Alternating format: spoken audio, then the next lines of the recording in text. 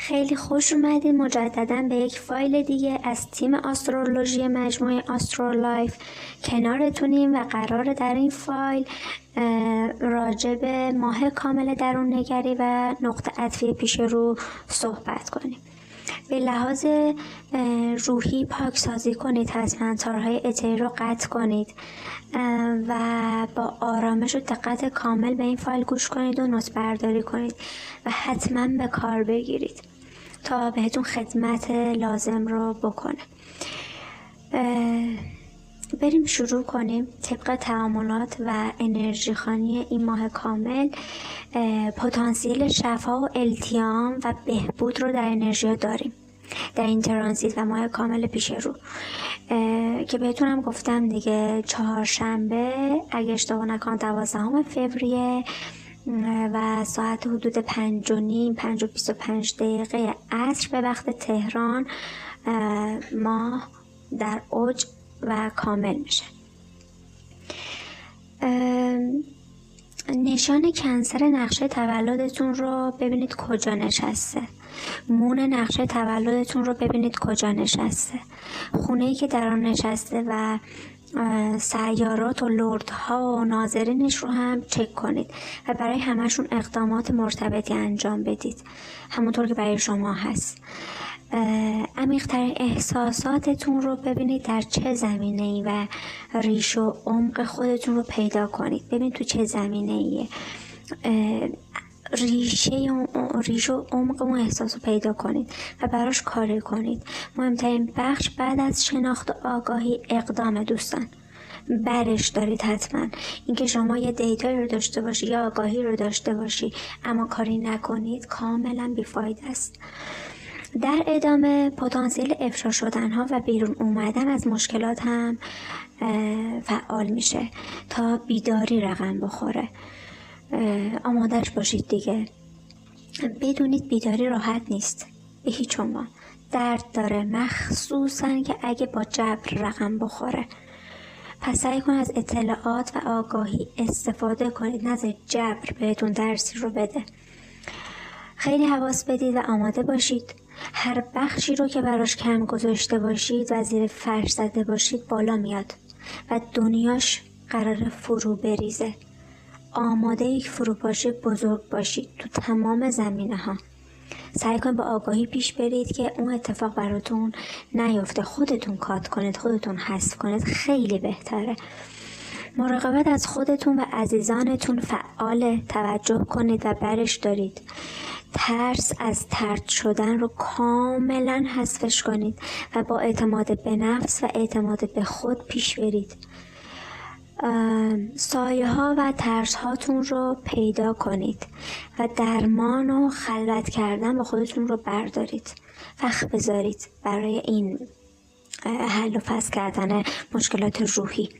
سهم و مسئولیت التیام روح و جسم و زندگی نابسامان خودتون رو بردارید. بریزید بیرون زباله ها رو. سیفون رو بکشید، حذف کنید، کات کنید، تغییر کنید. نترسید، انقدر سخت نگیرید، انقدر نچسبید به همون چیزایی که میشناسید و عادت دارید. بذارید درونی و روحی و بیرونی و جسمی و محیطی تمیز بشه همه چی و پیگیری بازسازی و بازآفرینی باشید. پیگیر اینا باشید، پیگیری کنید. در تمام ابعاد با واقعیت‌های درونتون روبرو بشید. اگر مشکلی حلش کنید، اگر خوبیه که پرورشش بدید، گسترشش بدید. نقش بازی کردن رو رها کنید. برید سمت چیزایی که برای شماست و به دست بیارید هر آنچه که میخواید و آرزوشون رو دارید. تحول زمین داره رقم میخوره. قبلا بهتون اینو گفتیم، خیلی وقت شروع شده. در این میان نمیتونید با وضعیت گذشته ادامه بدید به هیچ عنوان. اینو خیلی حواس بدید، جدی بگیرید. سائقه بیداری داره میخوره. اگه آگاه و بیدار و در مسیر نقش تولدتون نباشید به شدت آسیب میبینید. خیلی مواظب خودتون و سلامتیتون و عزیزان و دارایی های خودتون باشید. سال از دست دادن ها، مرگ ها و حسرت هاست. برید فایل مربوط به انرژی خوانی سال 2025 رو بشنوید. تمام نکات به تفکیک داخلش تا جایی که ممکن بوده گفته شده و به کار بگیرید. نذارید تو بغرنج آدم بیفته، چون موقعی که یه اتفاقی میفته دیگه نمیشه کاریش کرد. ببین اصلا اطلاعات، آگاهی، علم، دیتا برای اینه که شما بتونید پیشگیری کنید، بتونید راه حلی قبل از وقوع براش پیدا کنید. این که صبر کنید که اتفاق بیفته بعد بگید فلانی داشت درست میگفته یا فلان علم واقعا کار میکنه یا آره اینجوری شده حالا چیکار کنیم. واقعیت توی بحران کلا یه فلسفه دیگه باز میشه. اصلا شما باید برید توی ارتعاش دیگه، یه مشکل رو حالا حلش کنی، اصلا یه ماجرای دیگه ای میشه. خب به خاطر همین سعی کنید از اطلاعات استفاده کنید. باید نو بشید، باید مرگ رو خودتون در هر چیزی که کار نمیکنه ایجاد کنید، تمام کنید دنیای کهنه و ناکارآمد رو. حتی روتین روزانه‌تون باید تغییر کنه، چه برسه به الگوهای ارتباطی و درکی قدیمی. مقاومت رو کامل بذارید کنار، خصوصا مقاومت در قبال تغییر و نو شدن رو. تو هیچ چیزی مقاومت نکنید اصلا، چون جبر که ورود کنه اول تمام مقاومت ها رو میشکنه، تخریب میکنه، نابود میکنه تا درس های جدید و دنیای جدید باز بشه. باید پرونده های گذشته تکمیل و بسته بشه، همینجوری هم کنار نمیشه گذاشته، باید اون پروسش تکمیل بشه بعد بسته شه. خب بشینید بنویسید، لیست کنید هر چی در هر زمینه‌ای که براتون کار نمیکنه رو شناسایی کنید و از زندگیتون حذفش کنید. خودتون آگاهانه شناسایی کنید، انتخاب کنید و حذف کنید، یا حتی اگه نیاز چیزی جایگزینش کنید. بذارید بدون رنج حذف شدن رو تجربه کنید، چون ما امضا حذف شدن ها رو داریم. هر چیزی رو فرش زدید بیرون خواهد اومد. واسه همین بهتره خودتون پیگیر بشید. روابط سمی و شغلی که شما رو چه عاطفی و احساسی و خانوادگی چه شغلی فرق نداره که شما رو تامین نمیکنه، خودتون کات کنید، چون تمام اینا کات میشن، اما با رنج بالا، با سوخت دادن بالا، با ضرر دادن زیاد. کلا رنج رو افراد مقاوم و تغییر ناپذیر و غیر منعطف همیشه تجربه میکنن. اینو بدونید. هر جا میبینید شما تو رنجید، بدونید روی یک چیزی دارید مقاومت به خرج میدید، پافشاری دارید و روی یک مسئله اشتباه هم هستید. بیدار بشید، سهم خودتون رو بردارید. قدرت تاریکی همیشه بالاتره. خب پس نشینید نور خود به خود قدرت بگیره، شما باید در مسیرش برید و ازش تغذیه کنید. با ترک کردن تاریکی های درون، نشان ها، افکار، تا اینکه بتونید رها بشید. خلاقیت و اتصال به زمین و شکوفایی و رشد دادن و تغذیه درست و منظم و سالم رو فراهم کنید و انرژیش هم فعاله و اصلا میخواد اینو از همه. خیلی به تامین و تغذیه سالم و روتین سالم روحی و جسمیتون توجه کنید. بهترین فرصت کاشت بذره الان، آخرین فرصه کاشت و تشکیل ریشه خواسته هاتون هم هست. ساده از دستش ندید. کنسل نقشه تولدتون و خونه‌ای که اونجا نشسته، سیاراتی که در اون هست، لردهاشون و خود خونه چهارم و ناظرین و خونه روبرویی و جانبیش رو بررسی و فعال کنید حتما. و در این زمینه با آسترولوژرتون هم حتما مشورت کنید و کمک بگیرید، چون تجربه و سواد بالایی میخواد این خانش ها، همینجوری سطحی و تک‌بعدی نیست. اهمیت بدید که دیتای درستی داشته باشید که میخواد بر مبنای اون تصمیماتی بگیرید، تصمیمات درستی باشه. و چکم بکنید که برای رایزینگ و نشان اصلی شما ماه کامل داره توی کدوم خونه ترانزیت میکنه، اونم خیلی مهمه. دیگه براتون بگم قدرت و اصالت و ریشه رو باید جستجو کنید در هر چیزی. دنبال تکامل باشید، تکامل و کمال و رشد واقعی روح. تا قبل از خورشید گرفتگی مارس هر کاری لازم انجام بدید که بعد از اون هیچی پیش نخواهد رفت مگر در مسیر باشید. این نکته رو به خاطر داشته باشید، هیچ انتخابی رو با تردید و دودلی و ترس انجام ندید، چون قطعا ندید بدونید که اشتباهه. چون انرژی میاد بالا، افراد سری که ناآگاه باشن نمیتونن انتخاب کنن و گیج میشن و حتی نمیتونن این ارتعاشا رو تشخیص بدن. شما همین نشون رو داشته باش که اگه روی چیز دودلی تردید داری یا شک داری یا ترس داری یا میخوای فرار کنی که مثلا یه انتخابی بکنی، اصلا انجامش نده. تصمیم درست چیزیه که اینم به یاد داشته باشید که حال دلتون رو سبک میکنه، حتی اگه چالش داشته باشه و سخت باشه. هم مسیر اشتباه سختی داره واقعیت، هم مسیر درست. شما فقط باید انتخاب کنید کدوم سختی رو با اشتیاق پیش ببرید تا به دستاورد برسید. ما همیشه گفتیم ببین شما این زندگی هم که الان دارید میکنید که مثلا باری به هر جهت دیگه اصلا فکر کنم نقش آسمونت هم نمیشناسی، یعنی تو سختی مخصوص خودش رو داره. خب موقعی که بخواید در مسیر نقش آسمونت قرار بگیری شاید واسه سخت باشه، حالا واسه همه نه ولی شاید واسه سخت باشه، بگی وای من این کار نمیتونم بکنم، من این کار بلد نیستم، من اونجوری نمیتونم، من این انتخابم نیست. خب در هر شکل شما تو دو حالت تو سختی، فقط فرقش اینه موقعی که شما داخل مسیر نقش آسمونتون نیستید سختی رو بیهوده میکشی و تکرار مکررات نتیجه و دستاوردم نداره براتون، همیشه غمگینید، رنجیدید و هیچ.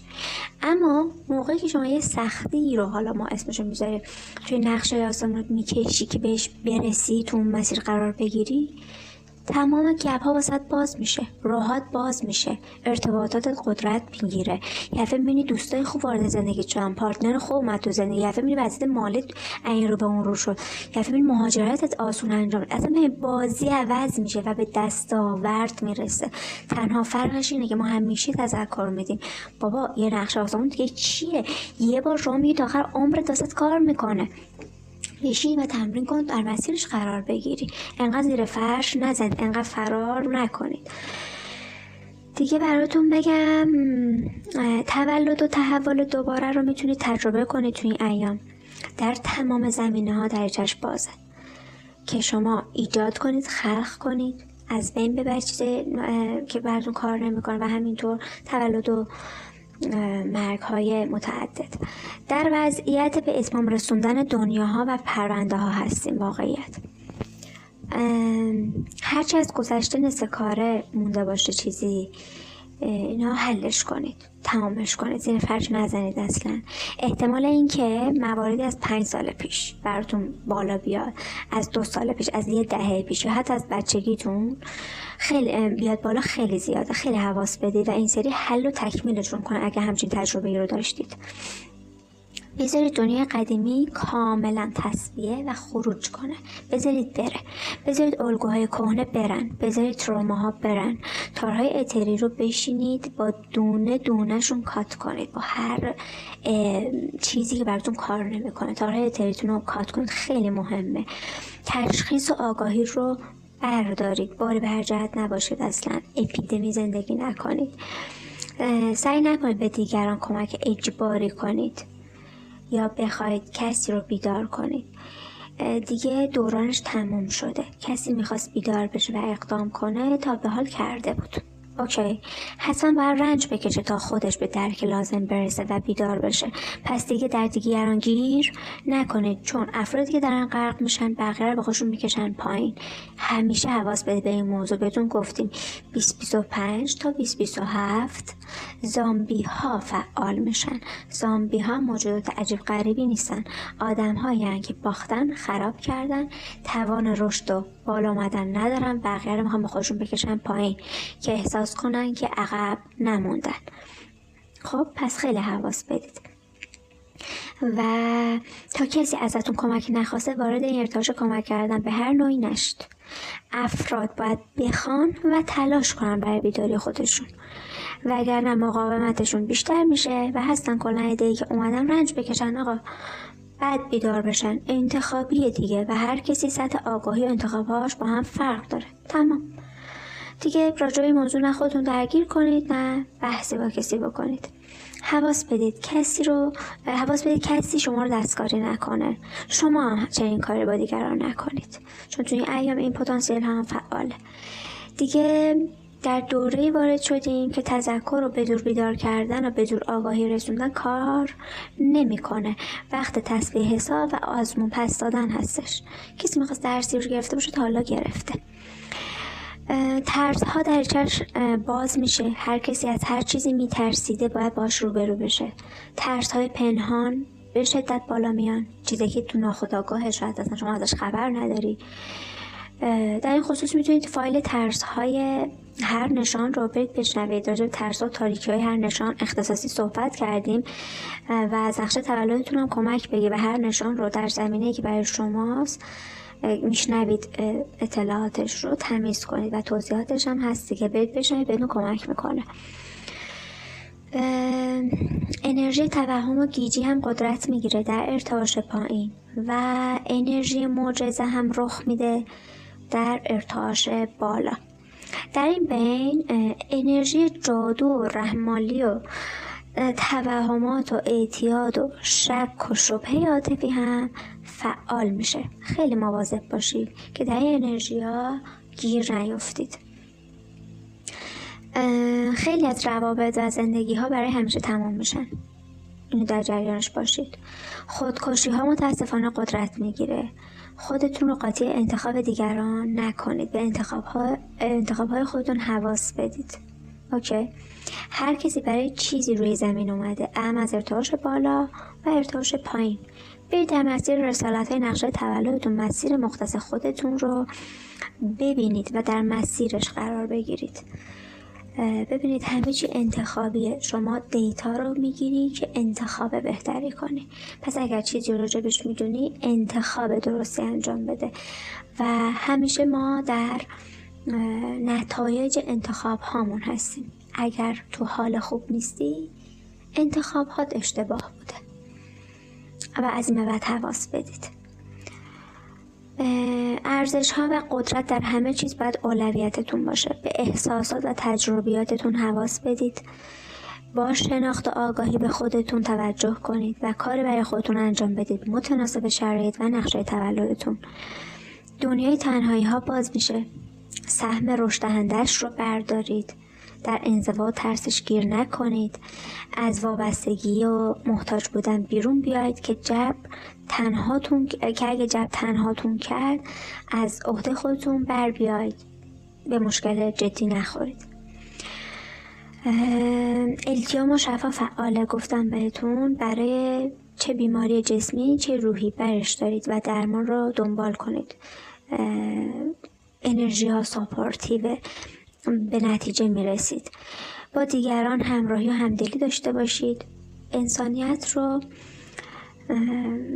زنده کنید تو خودتون، توی جمع‌هایی که هستید و تو جامعهتون. راجبش خیلی صحبت کردم، امیدوارم که اصل داستان رو متوجه بشید. ارتباطات مؤثر ایجاد کنید و برای حال خوب خودتون تلاش کنید. افراد بیمار باید برای به دست آوردن سلامتیشون استراحت‌های مطلق داشته باشن در این بازه و برای درمان و بهبود تلاش و اقدام لازم رو انجام بدن.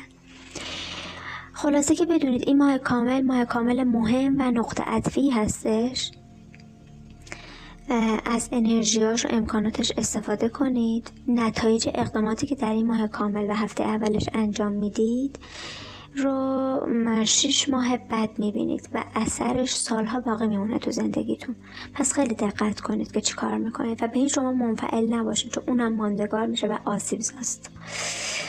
امید که بیداری فرد به فرد رقم بخوره تا بتونیم بیداری جمعی رو تجربه کنیم، چون بیداری جمعی یا اتحاد یا همدلی های جمعی یک شبه و بیرون و با قانون و دستوری اتفاق نمیافته، که زمانی اتفاق میافته که فرد به فرد روی خودش اول کار میکنه. هر کسی سهم خودش رو برمیداره. اونطوری تبدیل میشیم به یک عالم آدم و یک جامعه سالم، متحد و کاربردی. اوکی. امید که این فایل بهتون کمک کنه وارد دنیای پرمعجزه خودتون بشید و از انرژی های ساپورت کننده فعال نهایت استفاده رو ببرید و بیداری و آگاهی رو بردارید، انتخاب کنید لطفا. به پایان فایل دیگه رسیدیم و هر روز کنارتونیم تا فایل دیگه. فعلا.